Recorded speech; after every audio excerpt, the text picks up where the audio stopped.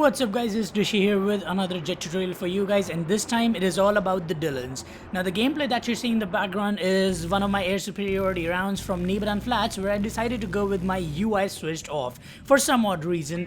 But well, I thought it would be cool, so well, you know, I just switched my UI off and went on with it, and I got a pretty decent score. It was, I guess, 23 or 23 for threes or something like that. I'm not sure what it was. You know, it's kind of an old gameplay. But anyways, there's another thing that I want you guys to know is about my air superiority series. Actually, Explosive is busy with some exams and shit. So, you know, we are not able to actually get a perfect, perfect gameplay. And then, you know, over the top, like, you know, cherry on the cake, the time difference doesn't really make it any easier.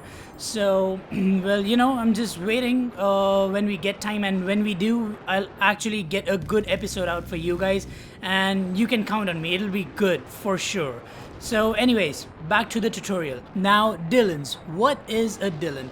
Well, a Dillon is considered to be anything that goes below the speed of 250. If you go below the speed of 250 in a dogfight, that is considered to be a Dillon, no matter what form you're doing it in. You can be using a rolling scissors with it, you can be practically stalling yourself out while going up. Anything that goes under 250 is a Dillon.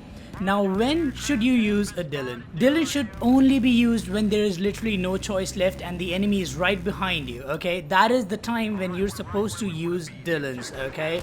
Do not rely on them. They are a very, very risky maneuver, especially if you get it wrong, and trust me, your chances of getting them wrong are really, really high. Anyone's chances of getting them wrong is really high, okay? And it is easy to counter as well. So if you get it wrong, you are fucked and you will not be able to move because, well, you're below the speed of 250, practically stalling yourself, right? Now, I'll show you how to do the Dillon. The clip that I'll be showing you is basically a repetition of the clip that I used in one of my videos against Golden Darkness, where my Dillon actually worked. Okay, I was on defense and he was right behind me. I had no choice. I was in my rolling scissors. I had to pull out my Dillon, and I did, and it worked very, very good. It set the dogfight back to square one, where we were like parallel to each other, you know. So Dillons work very well only if you know how to use them. Now go ahead, see how it's done, and then I'll explain a couple of things more. I do another big boy switch.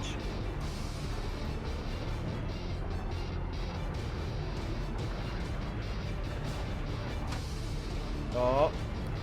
No. No. Fuck. No. God damn it.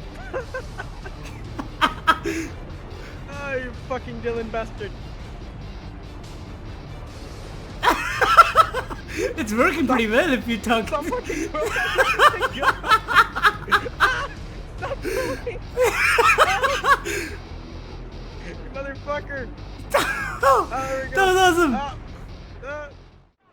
And there you go. That was the perfect form of Dillons, where it actually set the whole dogfight back to square one, where we started circling all over again. I was in a very bad shape when Golden was right behind me. I started my rolling scissors, and well, as Golden is really good at following rolling scissors, I had to go into Dillons. I had no choice, otherwise he would have killed me anyways, even in my rolling scissors, right? Now, guys, the points that I'm about to mention, keep them in mind if you're actually thinking about doing Dillons. First of all, do not perform a Dillon if you're like kind of far away from the enemy. Like, if the enemy is far away from you, do not do it, because, well, you'll be a sitting duck in midair, and well, I can practically shoot a sitting duck in midair with my rocket pods, for crying out loud, right? So don't do that. Only use a Dillon when you're really close to your enemy. Okay, always keep an eye on your radar for this. 1, 2, perform your Dillon only when you are not in enemy's sight. The one who is chasing you, make sure you're not in his sights. How are you gonna do that? Read your radar. Alright, keep an eye on your radar as always. Read your radar, and when the time is right, when he is not looking at you, go for your Dillon at that very moment. Because if you do it when you're in his sights, or when you're right between his crosshair, he'll just, you know, take a couple of pop shots at you and you'll be dead. Okay, so don't do that. Do not use Dillons when you're in the enemy sights. You do it when you're off of the enemy's sights. 3. This maneuver is apparently very easy to counter. All you need to do is use your ECM, turn around, hook around, and come back towards him when he will be practically a sitting duck because he's stalling himself, right? So what you need to do while doing a Dillon is keep your ears open for your enemy's jets noise, okay, sound, noise, whatever. Keep your ears open for that. When you stop hearing the noise and when you see that the enemy has disappeared off of your radar, just consider that he is considering hooking you. And if he is doing that, afterburn yourself and go back into the looping, you know, the normal looping session that goes on in a dogfight like you saw in the clip that I showed you right now. And well, that'll be all for the tutorial. Now, if you guys are still still wondering where did the name Dillon come from? Well, the guy who invented it is actually, his in-game name is Dillon, so the name came from there. So, you know, if you guys were wondering, there you go.